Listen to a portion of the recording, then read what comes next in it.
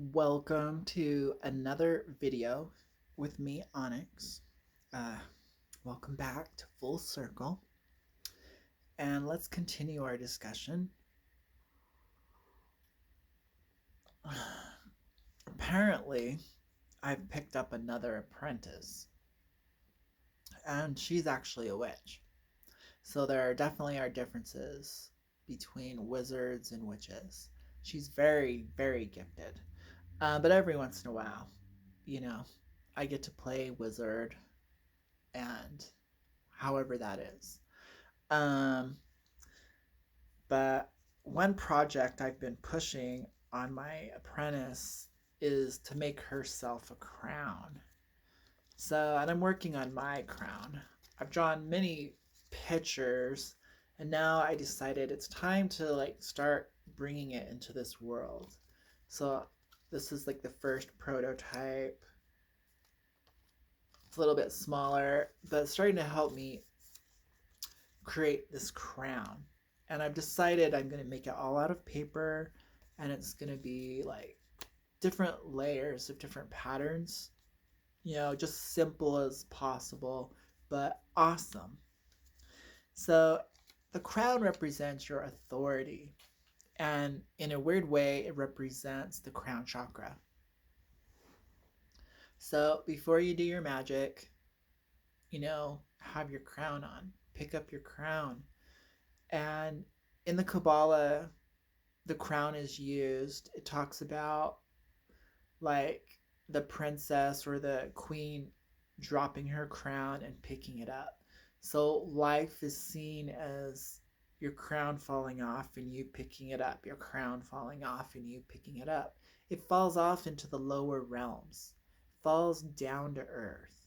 And so you can look at that as, triggering people who try to get through to you, break your boundaries, and you maybe or just try to enroll you into the 3D world, and you get caught up in it, and pretty soon you believe the stories. Pretty soon you're in the drama. Pretty soon you're in their story, and you've lost your story.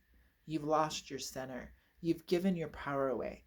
And in essence, you've dipped your head and your crown has slipped off. So being empowered, being your own authority is so important. It's so much of a foundation of magic. So I'm going to relate to martial arts one more time. Again, since it's such a good reference, like whatever it is that you've learned, you've mastered, that you've worked with, can be a really good way to reframe teachings, create parables, create metaphors. So for me, the martial arts was a place where I found a lot of joy in learning growing up. I played with martial arts for 15 years. I think I started like when I was in 7th grade. And so, and it was a way, it just was like an outlet. It was a place of freedom and expression and learning something different and cool. Uh, what were we? Where were we? Jesus. Ah, let me try to remember. Crown falling off, getting enrolled into other people's stories. Slipped my mind. Dang. I got so excited sharing why I wanted to use it as an analogy. I forgot the whole point. Let's go back. Maybe it will come back to me. So foundation is being centered in yourself. Oh yes, now I remember. So I had two instructors in my school, and usually you have like a brown belts learning to teach under the supervision of a black belt, and the black belt has already gone through that grooming process of learning how to teach. So and at times they would teach together and they would teach differently. And then when he got his black belt, then still, it was all under this third degree black belt. Um, and they were opposed in views. Uh, the younger one was, well, obviously, this is a business, so we need to teach people some flashy, cool moves. It needs to look good. But then, so that's one point. The other point is martial arts takes a long time to learn, depending upon the style and your natural talent and things like that. But expect to spend at least 5 years getting to a point where you can actually utilize it uh, without like thinking about it. You can just utilize it and rely on it. I think it takes a good 5 years. So the young instructor was like, besides some cool, flashy moves that will enroll parents to get their kids in and kind of like enroll people into the idea of martial arts, we need some effective things, some simple basics what they can use now to protect themselves now and then to help them get to that long term goal. And the older instructor was like, no, we need foundations, we need alignment, we need principles, and they need to be drilled into them. And if they're not, then they shouldn't progress and they shouldn't be worried about the flashy, lighter stuff that looks cool. They need.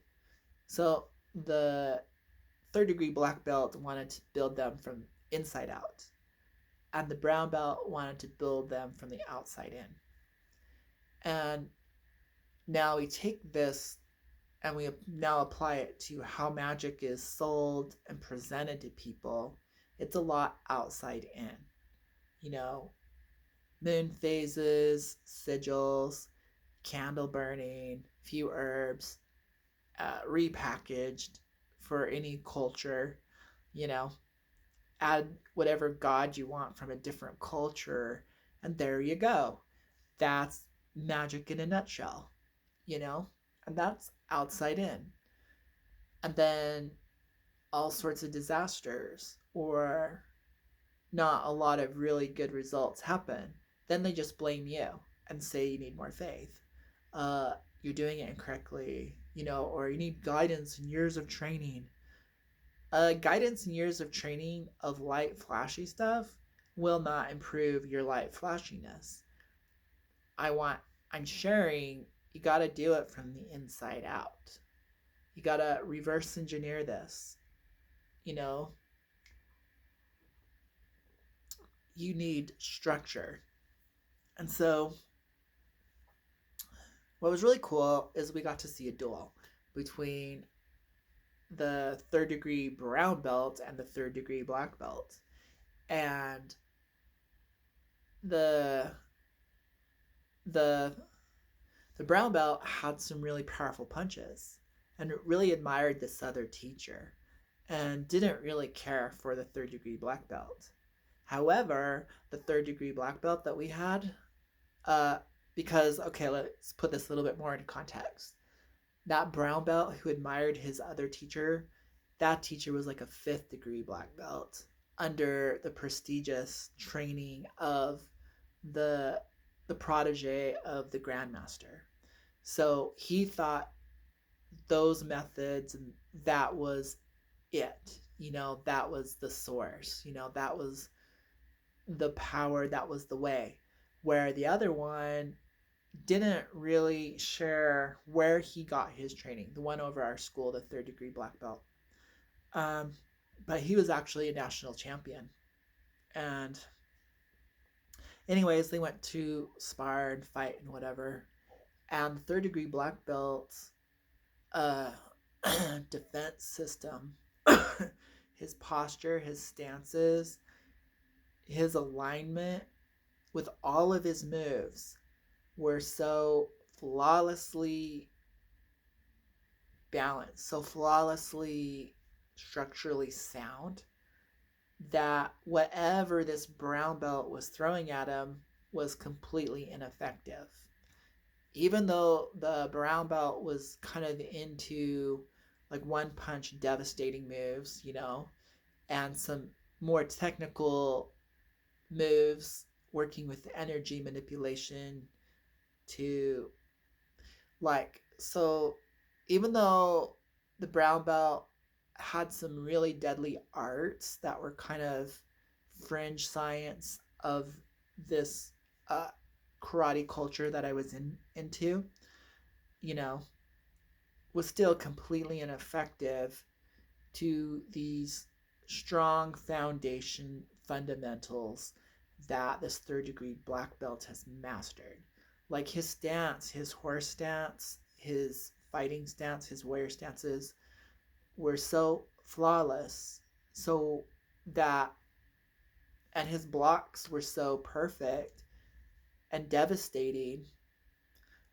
The other guy really had no chance, and they had to call it a draw because what I really like about my teacher is he's actually half Chinese, and actually before he got into karate, studied kung fu, and he kind of came from that culture of don't show all your cards, don't humiliate someone else. So he didn't humiliate the brown belt. There was respect there, but it was of a different mindset. It was of an Eastern culture mindset. And so the teacher never said, you know, I don't like all your students and they can all go away and we can scrap this and start over. He just would sometimes come into class, walk around, and then leave. If he was unhappy with the way things were going in class, he would walk out, or he'd sit to the side. If he saw something working, like we were working on stances or something, then he would stick around and give a few tips and give a little praise and then leave. And so I was in the class long enough, and I was like crazy for karate. So besides going 3 times a week for 1 hour during my slot, I also would go to the other slots. So I ended up with doing like 3 hours 3 times a week every day for 3 years. So, that was my life. So I got to learn to witness, learn to observe. Like there was a lot of learning that happened through observation. Like when they're demonstrating a punch and you're, 5 kids down the line, you don't see the actual angles of the elbows, of the shoulder, of the spine, of the foot. So when I became more observant, understanding the angles, understanding patterns, and then learning to ask better questions like weight distribution and gravity, and then my education soared. And so you had to learn with your eyes, which is very different than Western style because you're you're expected the teacher to give you the information, and then with the information given, you pass the test. And that's not how it works. The reality is you need to become an active student. You need to learn to see, learn to hear, learn to feel, and practice, practice, practice. So just seeing a punch, demonstrating it in the air isn't enough. Besides doing it, you also need to be hit by it. Then you need we did a lot of sparring to give you real time experience to learn how to think on the fly. So the difference between, I would call it performance martial arts, is without the actual sparring experience, your brain doesn't learn how to put it all together in a very fluid, spontaneous way. So once you learn, so it's like learning how to spell ABCs, one, two, threes, then learning how to build a sentence, learning how to do a paragraph, and then learning how to write your own creative story. If you can't get to the creative part, then you can't get to the real life adaptation part. So this is where a lot of people fail in martial arts. But this is also how they fell in magic. Magic ends up, for a lot of people, being bound to the sacred circle or to a group.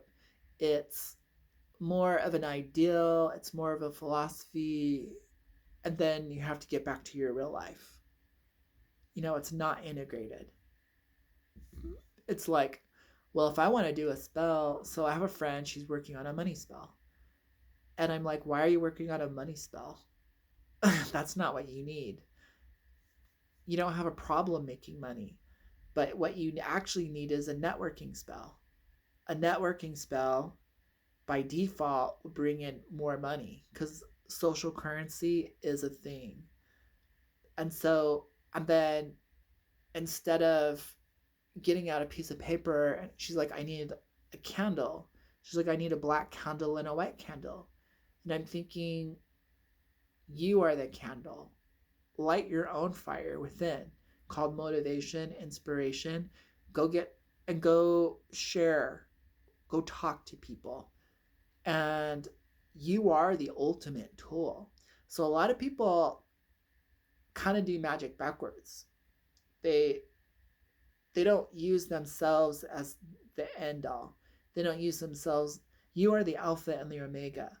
So your own voice, your own hands, work. Work means go move your body, go talk to someone. That is the work. It doesn't have to be like manual labor and getting paid for clock time. It has to be put yourself out there. Now your social network is so strong that doors of opportunities naturally open, and then it all flows to you. You know, so a really good example, because you have to have examples, you have to have real working knowledge. If you're going to talk about something, back it up with some facts. You know, put some back it up.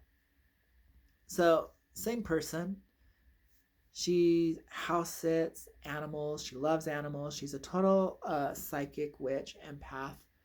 She's amazing.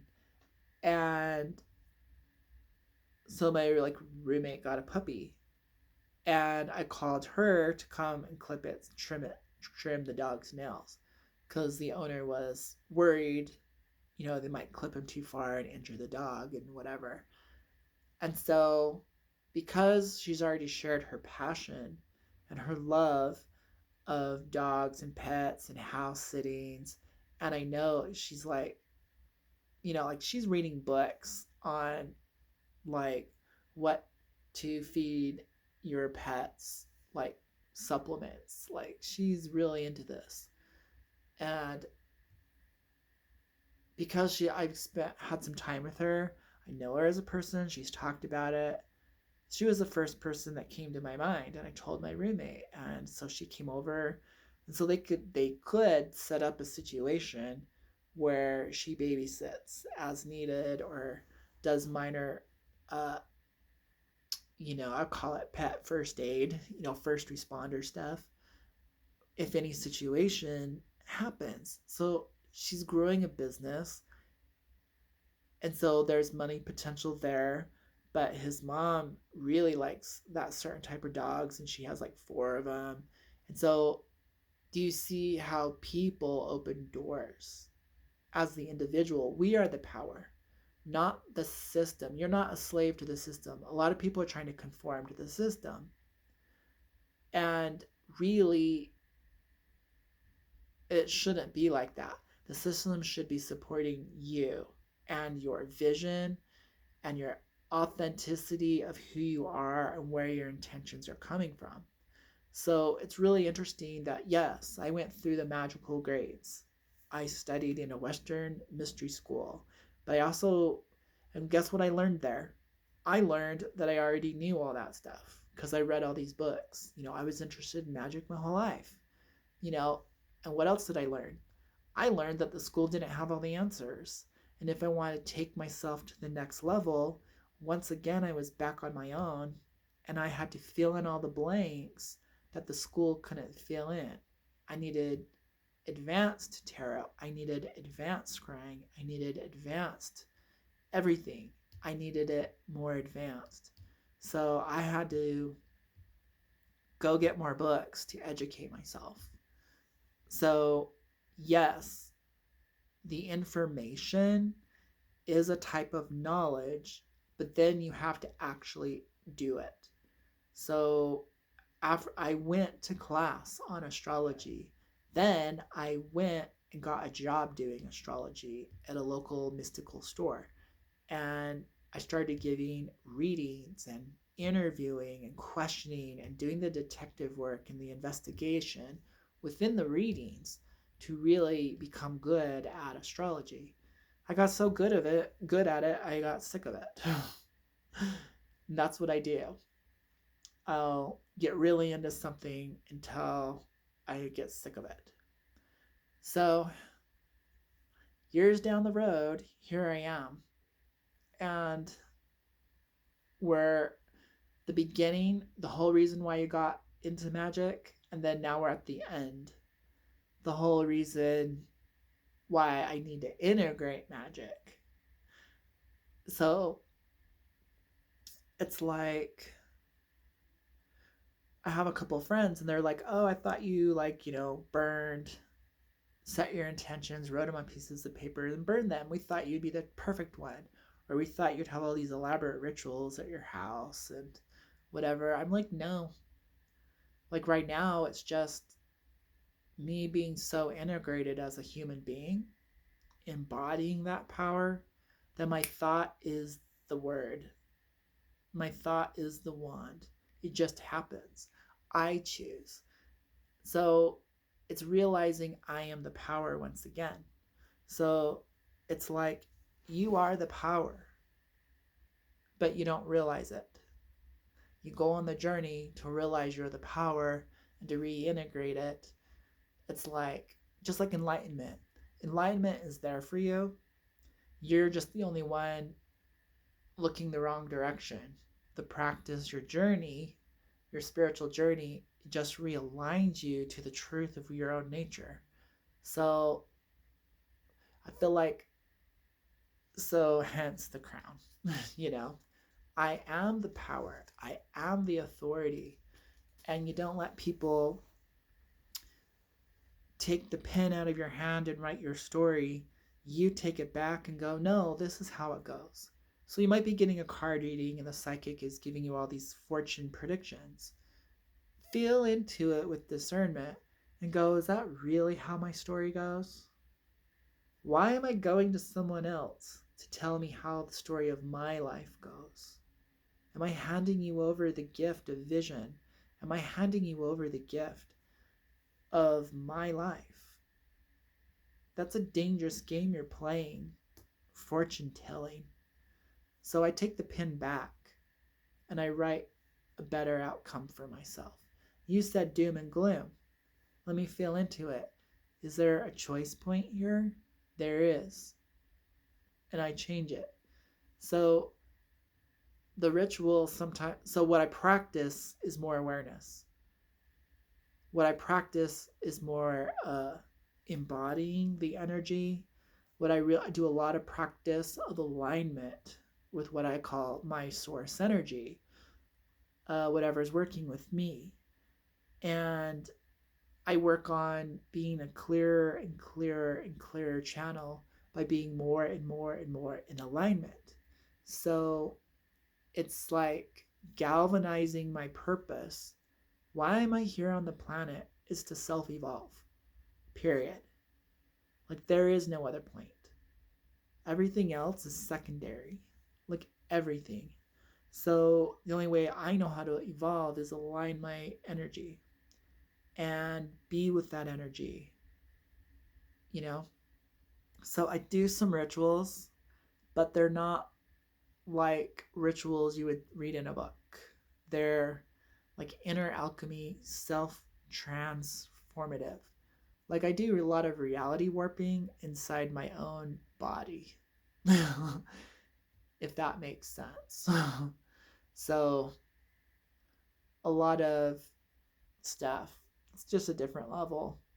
So there's a point where you're, depending upon how life is taking you, like life is taking you somewhere. And so, what you need on that journey is not what everyone else needs. Knowing how you're becoming, because you're continuously becoming a new expression of something you've desired your whole life and maybe many lifetimes. So, the direction I go, there's a lot of inner physiological alchemy going on. Not a lot to see on the outside, and not really a lot of reward here in the mortal plane. It's pretty much inner work. And, if that could change, whatever calls me next. Uh, but I find that to be more useful as I become the power, as I become the sword, as I become the wand, as I become the four elements, as I become the four symbols. I become, you know, that that type of being. So it's part of self-evolution. The atom, the atom Kadmon, the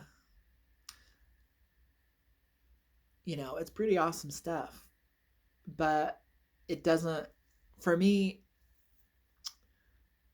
not expensive, like zero. It's not expensive. It only costs you your time, and what also I like about my work is it doesn't cost any, it doesn't cost any, like it doesn't take a natural resource. Like, as an environmentalist, I don't like burying stuff. I don't, I won't do any jar where you have to like bury it or break it. I won't do anything where you have to like do anything with sugar. I won't do anything with honey. I might do something with honey. Uh, so I'm thinking ecosystem. I'm thinking recycle. What's good for our planet. I don't do junk magic. I'm not collecting trinkets and charms. I'm not like, I'm very minimalist because it's true to my values. So it's like, that's not good for the environment to be throwing jars in a river. That's not good for the environment for burying jars. It's not good business to walk onto my neighbor's property and do weird things like that, you know? So my art is mostly an inner alchemy.